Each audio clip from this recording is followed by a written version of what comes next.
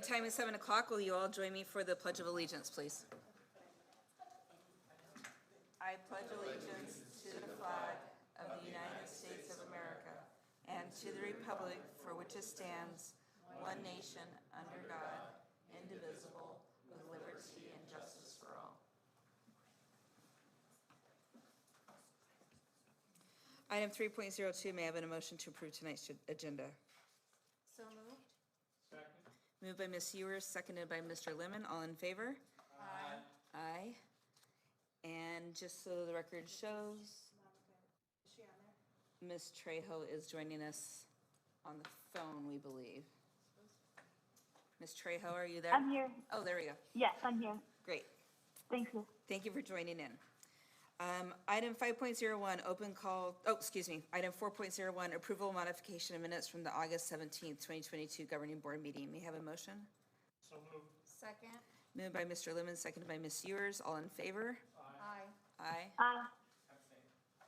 Abstain. 4 yeas and 1 abstention from Mr. Morales. Mr. Lemon moved and Ms. Ewers seconded, correct? Yes. Item 5.01, open call to the public. We do not have any blue cards, so we are going to skip down to 6.01, celebrate excellence. Dr. Driscoll. Good evening, Madam President, members of the board. Tonight I want to celebrate a couple of, I don't have the clicker, so I guess I'll come down there.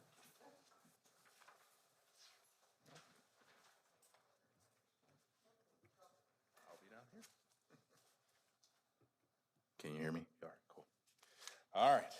So tonight I have a few items that I want to celebrate for celebrating excellence. The first is Holdeman students attending a field trip this year. Last week, Holdeman 3rd and 4th graders embarked on their first field trip of the year. They visited the beautiful Herberg Theater in Phoenix to watch a performance of the Valley Youth Theater Seussical. I hope I said that correct. Yes. Seussical is a musical comedy based on I can't do that now, based on a musical comedy based on many of the children's stories from Dr. Seuss. Students reported loving the performance, and teachers reported that their students represented Holdeman very well, with the people at Herberg saying they were the best behaved students of that day.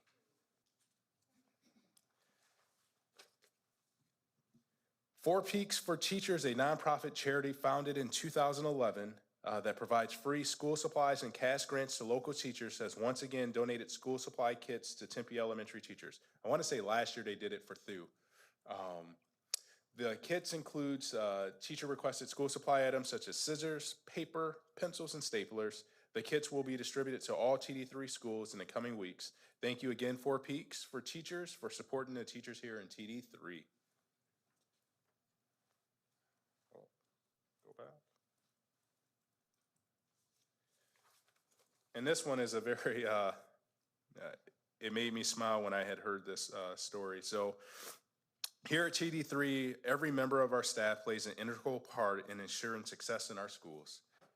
We asked our staff what their favorite part of the new school year is. HV manager Jeff Sutterfield, who has been part of our district for 10 years, said, "I love everything about the start of the new school year. How could you not? This is our purpose." We're grateful for all our dedicated and caring staff members like Jeff, who make a difference in the lives of our students and school communities every day. All right, and with that, the next thing I want to talk about is our partnerships. So we have a video for you guys. Tonight, we'll also celebrate recent partnership events which have helped to enrich our school communities. This video will highlight 3 donation events intended to support students as they were beginning the new school year. I'd like to give a special shout out and thank you to Grace Community Church, State Farm, and Elevated Services for partnering with Tempe Elementary School District. These donations and events and continuing partnerships were made possible thanks to our Director of Wraparound Services, Michelle Grimaldi, and her Executive Admin Assistant, Clara, and I practiced this, Arvayo. Did I get it right? It took me a while. Last time I was here, I was butchering names, so I actually practiced. Later in the board agenda, you will see some other donations and some MOUs that come from our Director of Wraparound Services. And so it's critical for us as a district to have these partnerships. They help our students and they provide supports mostly free of charge for our students. And so it is awesome that our community partners are stepping up to help our students. It takes a village, and we're so thankful for our outside partners providing their services to our students. So with that, if you can cue the video, I'll go back up to the dais.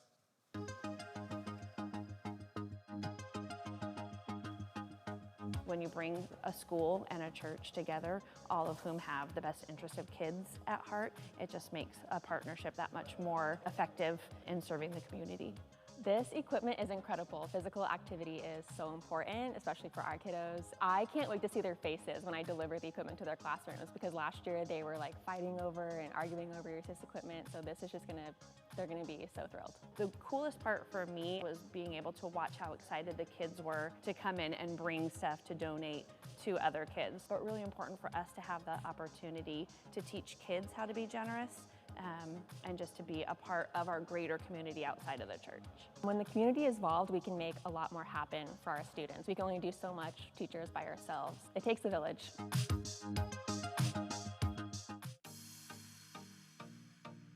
We are here to deliver backpacks to all of the littles this school year. Over 300 backpacks, all the backpacks filled with school supplies, families so excited to have them. I love it, I love it. You know, just to see the kids, you know, the smiles on their face and their bright eyes. Our campus just loves to give back. So the opportunity to give back, especially with this school year, you know, it's just feel good. For all of our local businesses, our community members, all of the time, money, and effort that they give to our schools. Certainly, teaching is never an easy job, but certainly much less difficult when we've got the support of community members like we do. Oh my gosh, this means so much to us. It's something that we will definitely continue to do.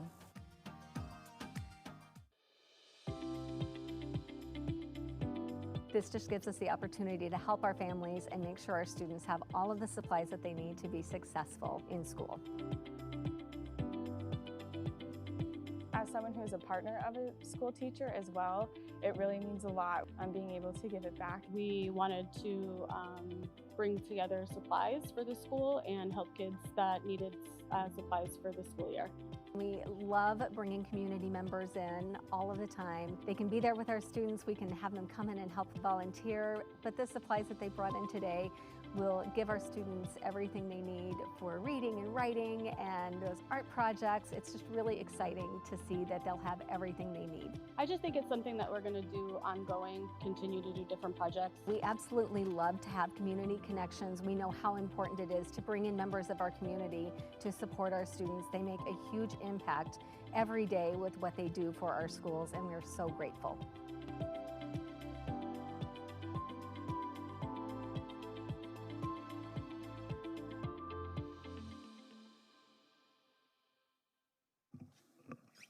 Madam President, members of the board, that concludes my Celebrate Excellence. I also want to give a shout out to Brittany Franklin and her department, and I want to say Michael was the film. He's our new, what do we call him, videographer. And so that's the first video I've seen of his, and that was really good work. So give Michael a little shout out for me as well. He did an awesome job, and that concludes my Celebrating Excellence. Thank you very much, Dr. Driscoll and team. I noticed the new format of the video as well. It was very nice to see. Item 7.01, approval of consent agenda. Before we move for approval, we need to pull items 7.16. So all other items minus 7.16 may have a motion to approve those. 7.16. Did I say 2.6? No, you did. Okay, 1.6. So we're taking that out. Correct. Madam President, why don't we just remove item 7.16 and consider it separate? We're pulling it all together. It's not even to be voted on, Yeah, Oh, just take it out. but thank you.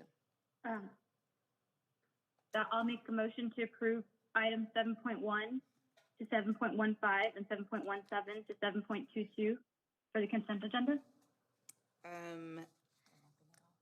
I can't I don't know if I heard you correctly, but I think you skipped 7.6. Yes. Okay, it was 7.16. 7.16, right? Yes, about the roof, Mojave roof. Yeah. Okay, All right, sorry, I couldn't understand. I'll second that. Okay, so moved by Ms. Trejo, seconded by Mr. Lemon. All in favor? Aye. Aye. Aye. Item passes unanimously. And I want to highlight our donations like we traditionally do. We have Aguilar that was given $2,000 for a 12-month subscription from Brain Pop Jr. We have Arredondo Elementary that accepted bags of popcorn from the Harkins Pop Stop popcorn truck for $1,060. We have approval for Frank Elementary School that accepted donations from backpacks and pizza from Arizona Leos. That's the law enforcement outreach support. And we have Frank Elementary that received the donation of 210 backpacks from the Tempe Costco for $2,520. Health Snacks donated 75 backpacks of school supplies to Fuller and Mosley for $1,500. Grace Community that we saw in the video, $1,000. Harkins, 250 loyalty cups to teachers, awesome. To Frank, Nevitt, and Wood. Man, I spend those every year. $1,750. State Farm donated 288 binder pencil pen pouches for McCamey International Studies Academy for $1,008. And it goes on. Meyer Montessori, 40 yoga mats, cotton ropes, etc. $1,500, just over $1,500. Community member John Brusky on his own donated $1,000 to Shamley School for club sports scholarships and classes for both teachers and students. And our very supportive Thai Foundation donating $1,650 to Teaching and Learning Fine Arts Department for purchasing for students items. So thank you for all of those wonderful partners. We love it and we need it. So thank you. All right, action items. Do we have a personnel? No, okay. All right, item 8.01, discussion, consideration, and possible approval for the revised 2022-2023 miscellaneous rate schedule. Do we have a motion to discuss this? Motion? Yeah. A motion to discuss. Madam President, I don't think we need a motion to discuss. It looks like is it just discussion today, or are we going to approve? We can action and discussion. Okay. I'll make I don't want to call for the vote yet, but I'll make a motion to approve Second. or discuss. Okay, motion moved by Ms. Trejo, seconded by Mr. Lemon. Any questions or anything before we vote? I have a question. Dr. Driscoll, if you don't mind just going over what changes were made, and then I have a follow-up question depending on what the answer is. So Okay, just what changes were made? I have Mr. McGinney here, but in a nutshell, when we approved raises back in July in our starting salary up to $50,000, we didn't adjust the rate schedule, the miscellaneous rate schedule. So what happens there is our miscellaneous rate schedule is based off of salaries. And so when we adjusted that, we needed to adjust the rate schedule to reflect the changes in our salary schedule. So what you're approving tonight is based on the approval of the salary increases, the rate schedule to match that. I hope I said that right. So I have Mr. McGinney here as well to be able to speak if I butchered that. I don't think I butchered it, Mr. Trejo. Thank you. Okay, and I just had one more question, and it was about what does 219 or 219-day contract administrators, what does that mean exactly, and who are they? So, you go ahead. Okay. Madam President, members of the board, Ms. Trejo, all of the individuals that are listed on the miscellaneous rate schedule, at one point, some of this rate schedule serves as a historical document as well.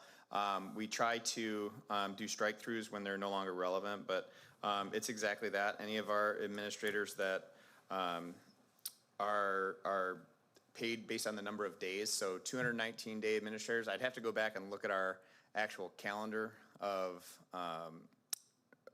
basically how our administrators are being paid. Off the top of my head, I can't tell you exactly what our 219-day administrators are, but I can get that information for you. Thank you. I have no more questions. Thank you, Madam President. Thank you. Call the question. Right. All right, all in favor? Aye. Aye. Aye. Motion passes unanimously. Item 8.02, discussion and first review of proposed changes to governing board policy JLDAB, referrals to other agencies. Reminder that this is just a first read. Any questions about it or anything, comments? I have a comment, Madam President, if that's Go okay. ahead, Ms. Trejo. Okay, I want to thank, I'm glad for this process because it allows, I think, more involvement to have parents be able to opt into referrals, and considering we have a lot more partnerships coming up and other opportunities for behavioral health or things like that, we want to be able to provide opportunities and choices for parents. And so I'm really thankful. Actually, I think this is a really good policy that gives parents an opportunity to choose or not choose. That's their choice again. But I think I'm interested to see what our policy will be. So I'm just glad that we have this opportunity. And that was just a comment. Thank you, Madam President. Thank you, Ms. Trejo. Ms. Ewers? Thank you, Madam President. To follow up with Ms. Trejo's comment, Dr. Driscoll, can you explain how this changes what we were able to do previously, or what changes we had to make that we weren't doing? And then I know that we're talking this evening about our social services and such. So will we have enough support in order to? Yeah, so what I believe that, and I could be wrong, but what I believe that prompted this is legislative laws that have changed. And so as we update it, we had to update our policies to reflect those laws. But really, in all honesty, it comes to that transparency and giving parents the right to be able to say, yes, I want my child to participate, or no, I don't. And so this just makes it more transparent that our parents know that, hey, we are going to try to get outside agencies to provide services, but you do not have to choose to take those services. And if you choose to take it, that you opted in and gave us permission to get these services. As you see later in the agenda, we have a lot of outside agencies that are willing to provide services at our schools, which is a great convenience for our parents because they don't have to go out to get these services. They're coming right into our neighborhoods, which is awesome. But the parents need to have the right to know what services that we have offered and select that they want their students to participate. So this new policy just puts that in writing and make it clear, and it also holds us accountable to make sure that we are not only talking about these services, that we're getting parental permission to give these services to their students while they're on our campuses. Thank you, Dr. Segal. My main question then following that is, are we going to be more able to communicate? And because I do know that a lot of our parents do get overwhelmed in certain circumstances to where they don't even know where to reach out.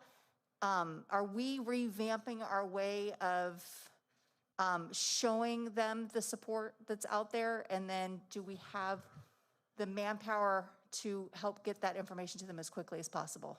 Yeah, so the beautiful part is last year you approved the position of Director of Wraparound Services, and one of the focuses of that position is to give these services to our parents and communicate with them, and to take away those barriers that normally hinder our parents from accessing this. And a really nice thing about it is that it's free in most cases, and so our parents don't have to go out and search. We come to them and tell them, we have these services. Do you want it for your child? And if you do, you need to sign up and give us permission. I can think of the dental service. So like for some of our kids who need dental care, to be able to have that right in your neighborhood, to be able to go and get some dental services, that's awesome, because a lot of our kids don't go and get these services, not because they don't want to, it's just they don't have the access to be able to go or the means. And while we provide it in our community, it takes away a huge barrier, because all they have to do is be able to walk. And most of our schools are right in the neighborhoods that our families live, so they don't have to have a car. They just need to be able to walk to the school, which is right down the street from their house. To give that, I have Michelle here, so she can answer any more of these questions if you want. But it's just a tremendous opportunity for our families to get supports that normally they wouldn't have access to, and provide it to them in our own communities without them having to go and then having us say, hey, if you can just get to your school, we can get you dental support, we can get you medical. That is a huge plus for our families. And at no cost, it takes that barrier that I don't have to worry about paying rent to get my kids' teeth fixed. I can get my kids' teeth fixed and not have to come up with take my rent money away. So it takes some of those hurdles that a lot of our families face, and which is partly why they don't choose to get these services for their kids, because they're making a critical decision whether do I feed my kids, do I supply a roof over their head, and now we're saying, hey, if you just give us permission, we'll have them come to you and provide you that service, and you don't have to come out of pocket. So I hope I articulated that. While we're on the subject, though, I would like you to expand that a little bit. This is the power of public schools, is that we have the ability to link our parents up, and I don't feel confident yet that they know that. And we have so many programs, and especially in Tempe community, it's just a gem of people who are wanting to make our kids stronger, healthier, and better, and more educated. So if you could just highlight, or maybe even say what this allows your process to be to make it easy on the parents, that would be awesome. Madam President and members of the board, I'm honored to talk about any partnership opportunities you'd like me to. Tonight we're talking about the behavioral health. So the agreements that you'll see a little later are to Teros and Southwest Behavioral. We are starting very systematically and very methodically to make sure we get it right.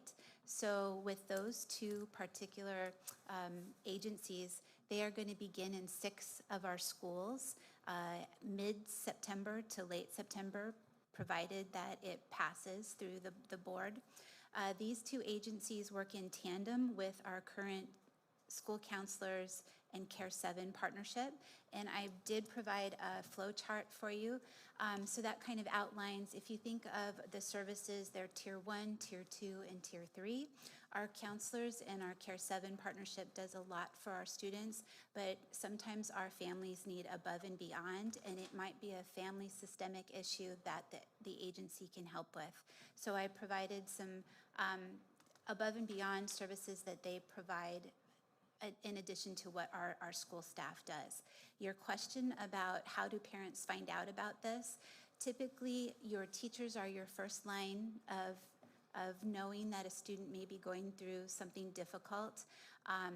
Our school counselors are that first line.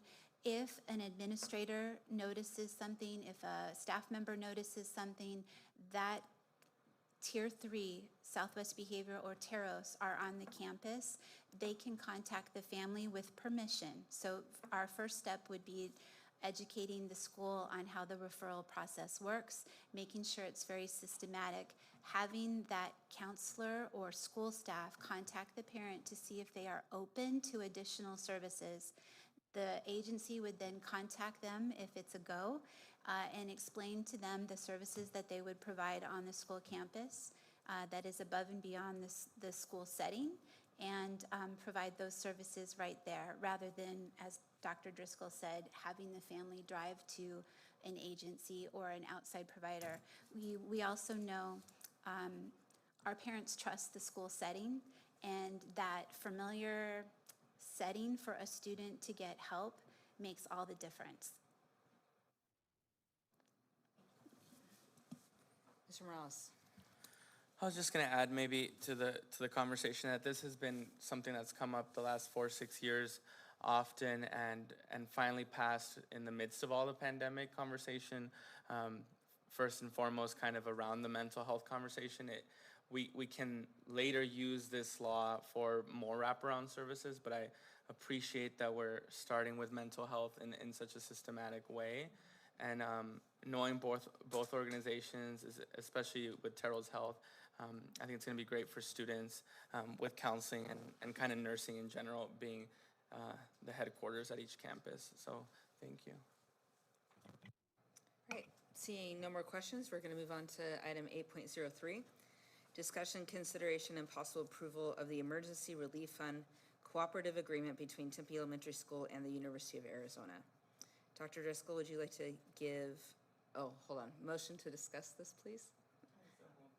Second. Moved by Mr. Morales and seconded by Ms. Ewers, I believe. Dr. Driscoll, could you give some background to the board for this? No. Yes, you can. So as we continue to try to make sure that we provide as many services and opportunities for our students, we get partnerships that come up. And this partnership is with the University of Arizona. Even though it hurts my heart being a loyal Sun Devil fan, I'm doing it for the students of our district. And so one of the things we look at is partnerships that actually align to our district mission and vision. And this kind of totally aligns with the mental health. So last year we did a screener, a DESA screener.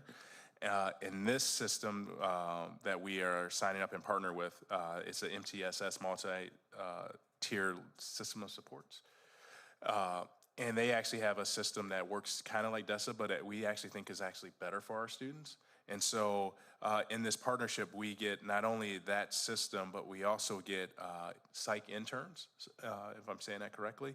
What that means is we get extra services for our students. So if you know anything about the state of Arizona and psychologists, you would know that they're slim. And so with this partnership and this grant opportunity, we're getting psych interns on our campuses, which gives more support for our students, but also our psychologists actually get a stipend for mentoring these psych interns. And when you have psych interns on your campus, guess what that also helps? It helps in recruiting them to come to your campus. So that in itself is huge, but not only that, you have the University of Arizona in this partnership that is working with your schools and your staff, providing that professional development and that training and alongside with our district. So it's a win-win for our school system, but more importantly for our students. So I was excited to see this partnership. They also have a spring math component, which one of our school systems down in Southern Arizona at our state conference we're singing its praises, and we get that free as well. And so if it's free, it's for me, but if it helps our students and it's free, we get to experiment and see the works, and then we could come back without having to commit district resources to this to see the impact that it has on our students. And it's only targeted at select schools, so it's not a system-wide rollout, which is nice because we can see and work with those individual students and those individual schools. So Marissa's here, and I butcher her last name, and I'm not even gonna try it, so I call her Miss S. So she can speak more about it too, because she works hand in hand with the U of A with this partnership. But in a nutshell, it's just a great opportunity for us to extend our partnerships with universities to actually benefit for our students. Madam President, members of the board, Superintendent Bush, and we are fortunate tonight to have Dr. Marcia Spencer. Oh, she's short and Superintendent Dr. Driscoll.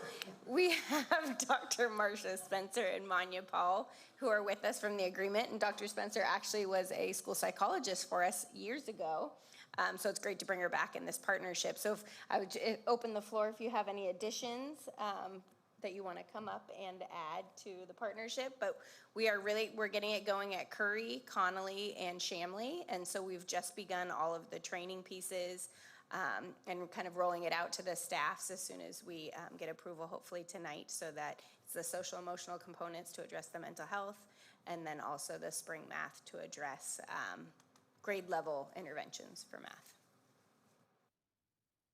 And I apologize for that.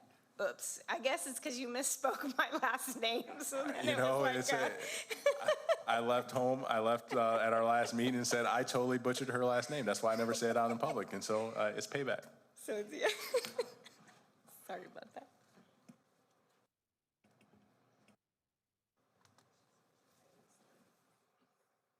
Would you push, yeah. Thank you so much for opening the discussion up to this evening. Superintendent Driscoll, Madam President, and board members. As Marissa mentioned, I did my practicum work in this district. I did my internship at Getz, and I was at Holdeman until I took my position at the University of Arizona and the Chandler campus. So we're not too far from here. So it's very special for me to be here. I feel like we were given an appropriate overview of the services overall, but I would be happy to answer any additional questions.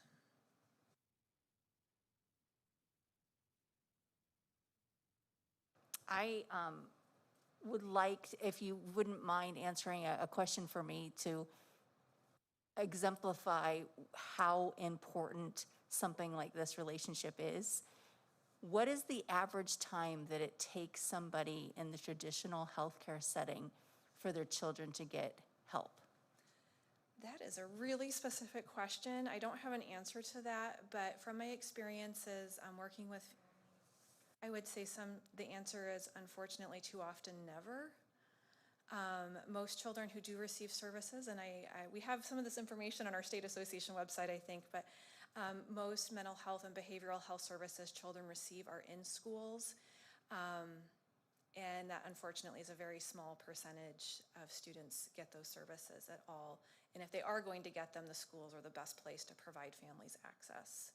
And the nice thing about the multi-tier system of supports is there's a significant, very significant prevention piece incorporated in there that will address things like stress management, managing just developmental concerns that come up about being able to maintain relationships with friends. And unfortunately, very little people are dealing with high levels of stress. And so we want to give them the strategies to cope, to hopefully prevent crises from coming. But the additional layers are there. You heard tier 2 and tier 3. Those services are able to be provided by qualified school psychologists when there are enough of us physically able to be present on a campus and have enough hours in our day to do so. Awesome. I didn't mean to put you on the spot, but your No. answer was correct. It's No. unfortunately, So that's why for some, it's never. We're And that's- hoping to get more trained to expand access to school Now, psychologists will too. you also be able to give guidance to the parents or just the child? How is the program structured? So we are starting with small steps. And so the first step is teachers will provide a brief, not very different from the DESA at all. The big difference between that product and the product that we're using is that our brief screener that teachers fill out directly links to class-wide intervention lessons that are customized to the classroom. So you don't end up with a printout of data and say, oh, we've identified a lot of concerns. Now what do we do?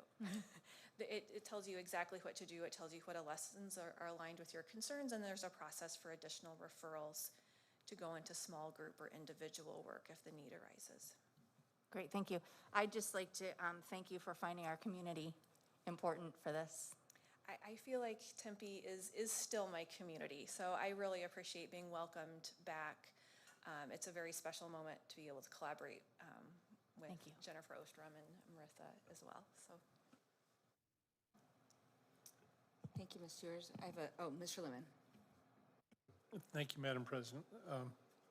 Similar to Superintendent Driscoll, I also am very loyal to the Sun Devils, but I gave 15 boxes of records from my Superfund years to the Special Collections Library at the University of Arizona, and the Regents accepted it. So I can accept this for our kids. Okay. And I'm very proud that we're working together instead of just arguing about who's in southern Arizona and who's in northern Arizona and who's the best in the rest of the state. So thank you for doing this.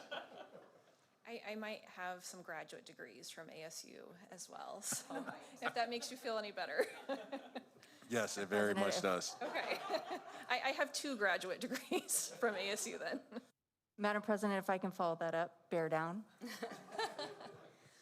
All right, I have a couple of questions, and I attended Neutral Arizona University, is what I like to call it. So I have no loyalties here. First, I wanted to know why Curry, Connolly, and Shamley were So part of the grant was reaching out specifically to Title I schools. And beyond that criteria, we reached out to district leadership to help identify campuses that were perhaps met where it would address a need, but that there was also, to be very specific, a school psychologist on staff who would be able to support the high quality training of a graduate student, in addition to it being a good fit for the school site itself. I don't know if Marissa would like to add anything else.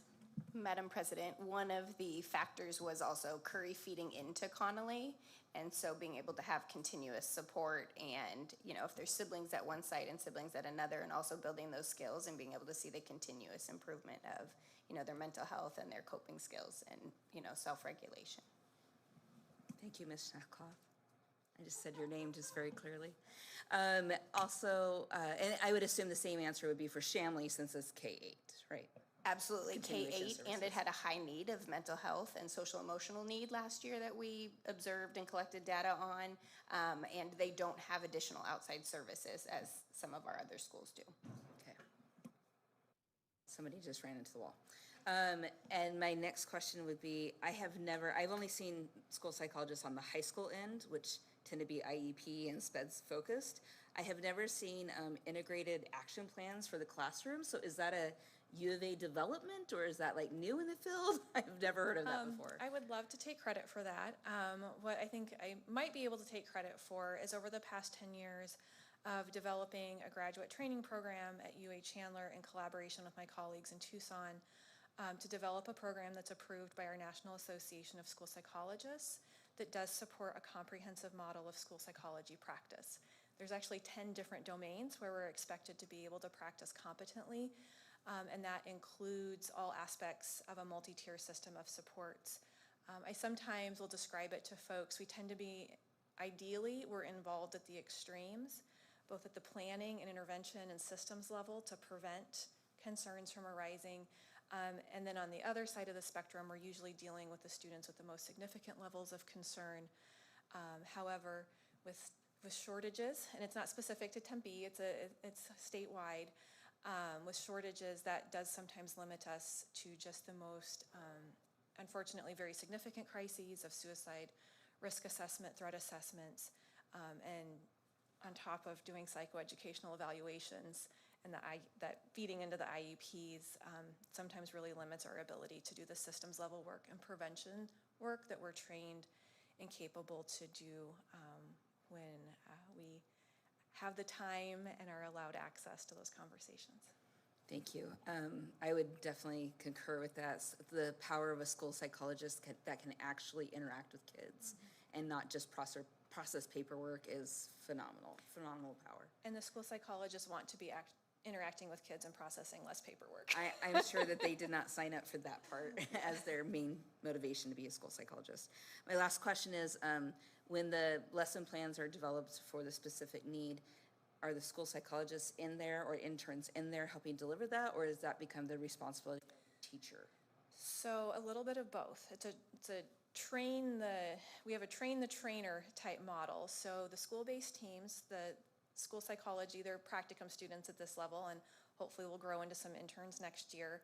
And the school psychologists, we are also welcoming other members of leadership, school counselors, school social workers, if they want to participate, to come and familiarize themselves with the materials and the interventions. They will then go out to the schools and offer push-in support.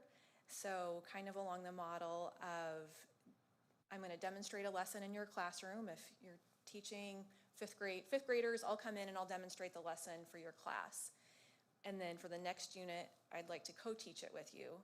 For the third time, I'm going to sit there in the classroom and offer support to help build your independence, to be able to be the face of the intervention to your own students, with continued ongoing consultation support available as needed.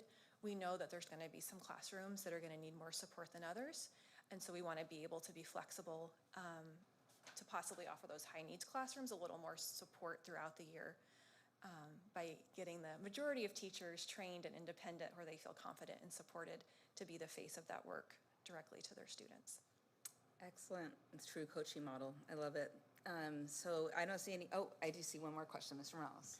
Yeah, quick question. When it comes to kids of high need and extreme kind of cases that come to the program, if they have outside care from another psychologist that specializes in a field, how does it work with the on-site folks? What is the collaboration there? So that would be outside of the work of this grant specifically, as far as the prevention and specifically primarily tier 2 intervention. But that would definitely go through the site-based school psychologist. There's certain paperwork that has to be signed by parents to consent to release records and to permit communication. So just speaking from my practice as a school psychologist, we do our best to get those information releases signed. Sometimes parents do, and sometimes they don't. I don't know that they're being adversarial. Sometimes it's just hard to get paperwork signed from a doctor's office and things like that. So that can be a limitation, but ideally when that's signed, that would permit the the supervisor would probably be the point person for that communication, not necessarily the practicum student who's still in training. Okay, thank you. Thank you very much. May we have a vote? All in favor? Aye. Aye. Item passes unanimously. Thank you very much for all the answers. Item 8.04, discussion, consideration, and possible approval to enter into a collaboration agreement with Arizona State University.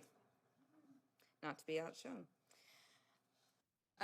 May I have a motion to discuss this? So moved. Second. Moved by Ms. Ewers and seconded by Mr. Morales.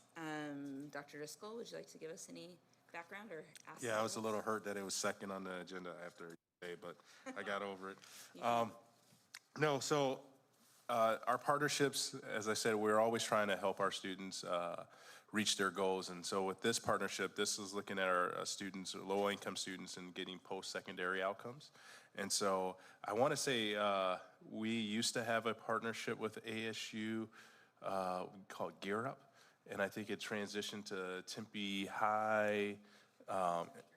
Yeah, and so this is kind of similar, where we're looking at getting our students having those post-secondary outcomes and looking at college as an access as a vehicle for them when they leave high school. And so, again, we always are looking for the whole child. So the services we provided there is mental, this is academic to get them to college. And so, again, this is free.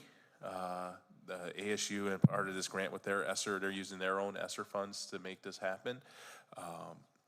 I want to say Michelle can talk about a little bit about what they're going to actually do, some tutoring and some sites, that why we selected certain sites for this program.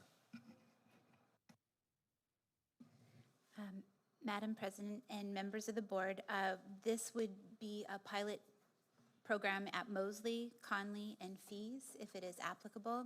They would provide in-classroom tutors that work in tandem with the school staff.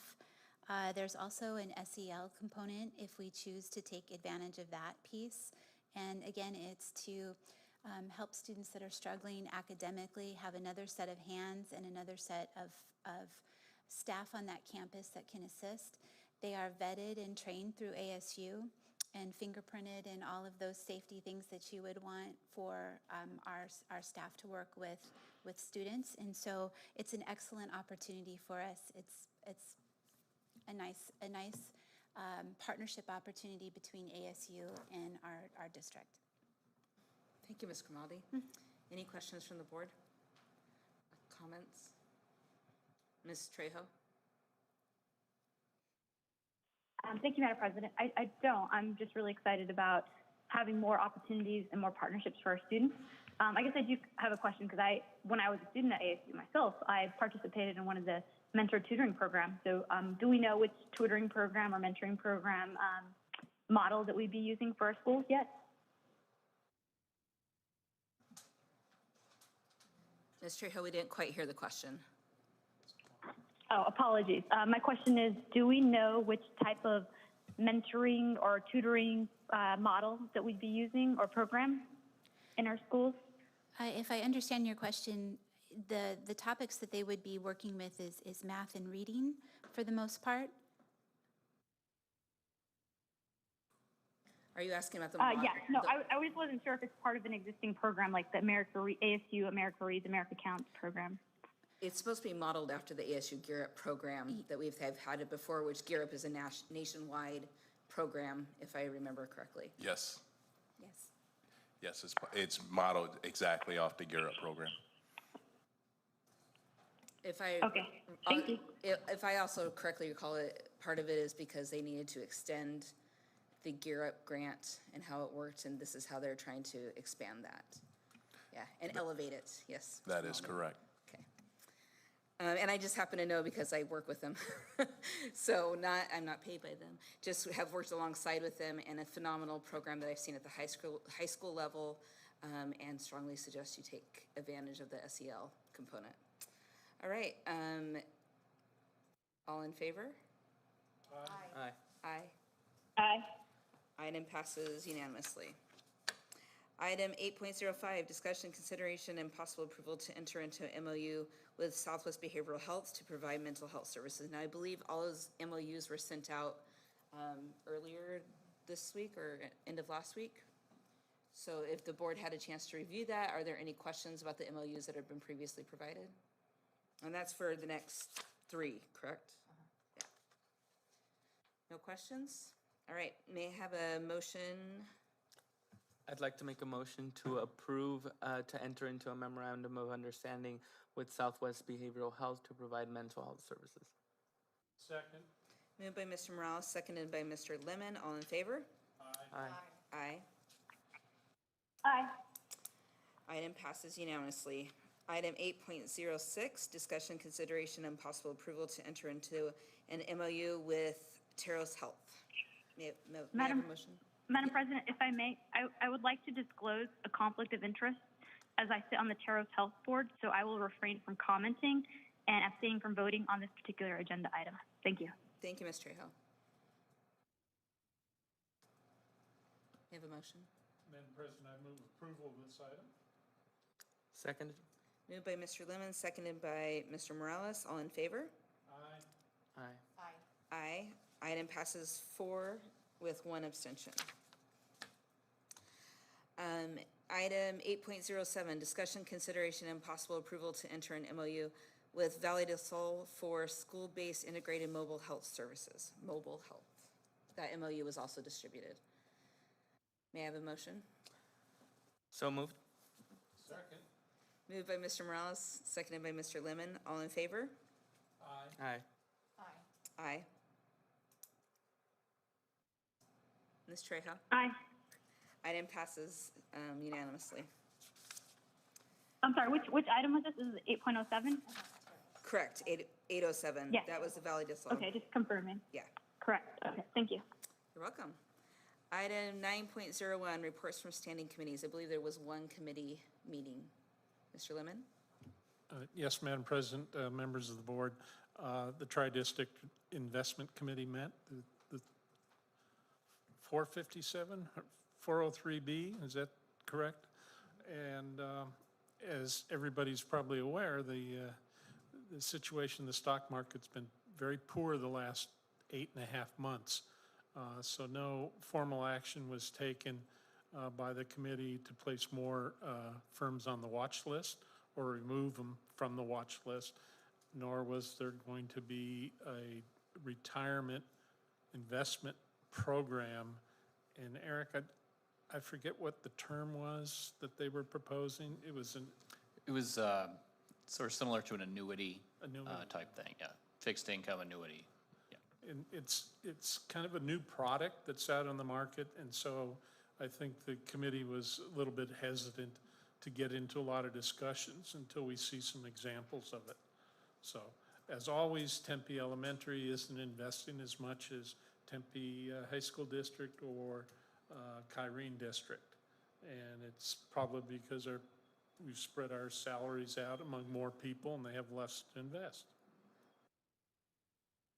So, but we're okay.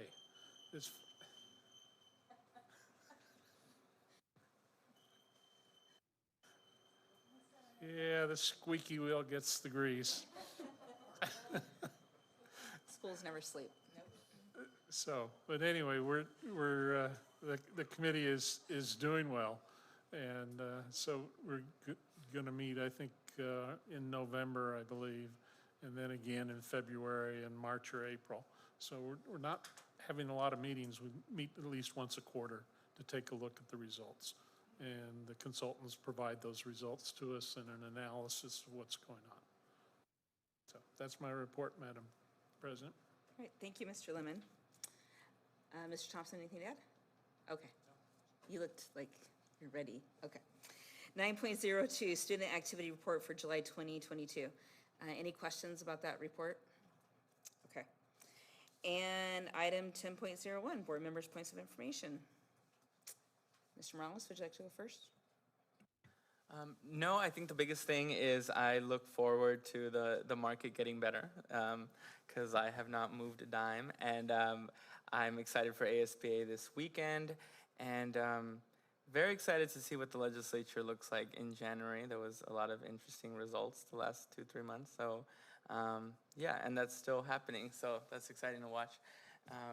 And the census is long past, but if you all notice, we're now in a new district with the Laird neighborhood and South Scottsdale, so that's cool. But it's a whole new shift for Tempe and for other parts of.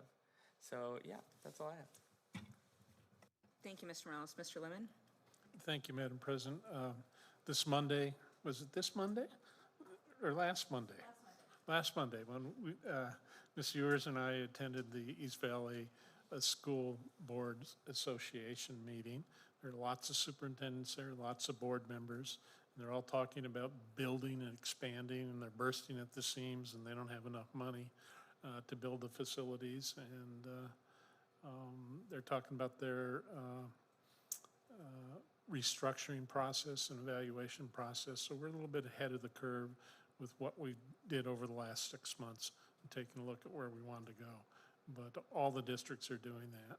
And all the districts have different needs and different challenges. And so we're no different than anybody else.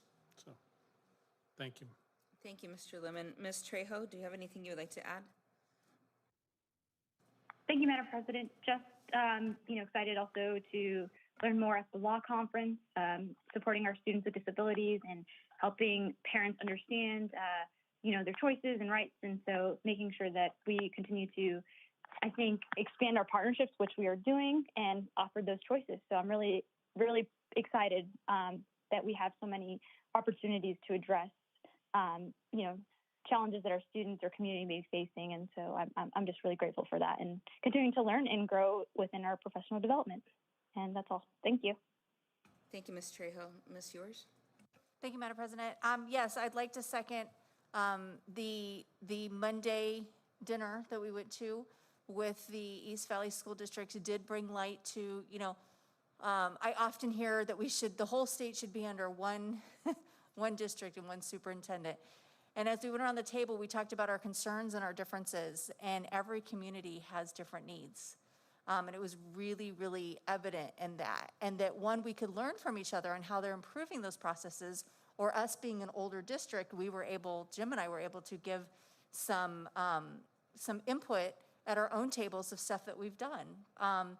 So it was great to do. It was also important for us to see how us having control at a local level has never been more important. So I just wanted to thank the district for the opportunity. It was just a big room of leaders, and we all wanted the same thing, and that's for our kids to succeed. The other thing is that I'd like to thank the community again for their donations. We are just so lucky in Tempe. I know we wasted some paper, but this is a nice book full of donations, and I want to thank you all for reaching out to the community and asking them and getting them and proving to them that we're worthy of it. So again, shout out to everyone who supports Tempe Elementary. It means a lot to me as a community member and a mother in the community. I also wanted to thank, we're very privileged to have Monica Trejo on our board. She is running one of the largest Arizona, not Tempe Elementary, Arizona School Board Association get-togethers that focuses on law. And then I'd like to say I'm privileged to be among a board that finds continuing education to be more important than ever. I want the community to know that we don't just come up here every other Wednesday night and listen.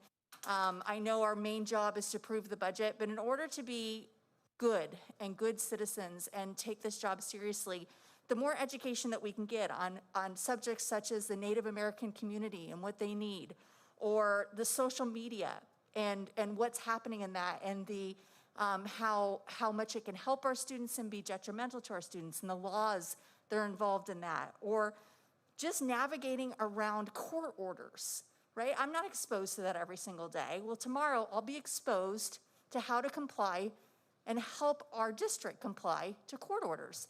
So if something comes up, I can make a better decision instead of just being an outsider taking everyone's word for it. So I wanted the community to understand that this is a job that we all here take very, very seriously, and I'm grateful to be with them. And not only do they take it seriously, but a majority of the people on this board are actually performing something critical for this event. So that's pretty special. We're a powerful group of people, and I think they all deserve recognition for what they do. And lastly, if we can, as adults, I know that in this room, it's a room of leaders, but if we can all step up, and I don't know if there's 5 people that are gonna watch this on Channel 11, or 2 people, or 500, but as adults, if we could stand up and set an example that bullying and aggressive behavior gets us nowhere, it would be so helpful, because we are the ones, it's something that's learned. I witnessed a few times in our community some examples this week, and I thought, gosh, if we could just all step back and get outside of our bubble and be leaders in a moment of maybe stress or distress, every single moment that we can take that aggressive behavior out of our energy in our world will make this community better and better for our kids. So when we're talking about behavioral health and all of these services that our district is putting together, I just ask that the community and the adults and the teachers, that we set a high expectation and a high level of leadership in moments so that we can allow these things that we're setting up to work. I just want to follow up with that. And again, please be aware and talk to your kids about drugs, and specifically fentanyl. Thank you. Thank you, Ms. Ewers. For me, in the last couple of weeks, I attended the Arredondo Curriculum Night, which is the largest attendance I've ever seen at a school, probably because they had the 2nd and 3rd grade choir perform at the beginning, which I thought was genius, and those parents stayed, but I thought it was very clever. Today, I got to attend the ASBA Law pre-conference, and you know, my admin degree, my favorite part were my law classes, so I get to bask in that for a few days, and I'm looking forward to the next 2 days. And also, Ms. Grimaldi, the wraparound services position, I personally see as one of the 2 top most important positions we've added to the district lately. You and I spoke of it briefly, but people want to give. We have a giving community, and they just don't know how to go about it. You paved that way. I have a brief experience as a child. My mom collected sweatshirts for the Thomas J. Pappas schools. I don't know if anybody remembers those schools. And I think we did it for 2 or 3 years for Christmas, because sweatshirts can become pillows, they can become backpacks, they can be so many things. And literally the rest of the time that I spent in my parents' house, we got regular donations even after the donation part was over, and we were just the delivery people for that, because people want to give and they want to find the person that they can contact. And just having met with you briefly, I can tell you're the type of person that people know that they can trust and that they can communicate with freely, and you make everybody feel very welcome to give, and that people want to feel good about giving. Thank you. You're welcome. And speaking of donations, I will donate a can of WD-40 for facilities. All right. Item 11.01, announcements, upcoming events. The 46th Annual ASBA Law Conference is being held Wednesday, September 7th through Friday, September 9th at the JW Marriott, JW Marriott Camelback Inn. The 2022 ASBA Delegate Assembly will be held Saturday, September 10th from 8 a.m. to 5 p.m. Thank you to Ms. Ewers and Mr. Lemon. There will be an agenda committee meeting on Wednesday, September 14th at 11:30 a.m. There will be a study session on Wednesday, September 21st at 5:30 PM and a regularly scheduled governing board meeting at 7 PM in the Karen Arredondo Governing Board Room. And parent-teacher conferences will be held Tuesday, September 27th through Thursday, September 29th. Item 12.01, meeting adjournment. May I have a motion? Second. Moved by Mr. Morales, seconded by Ms. Ewers. All in favor? Aye. Aye. Item passes unanimously.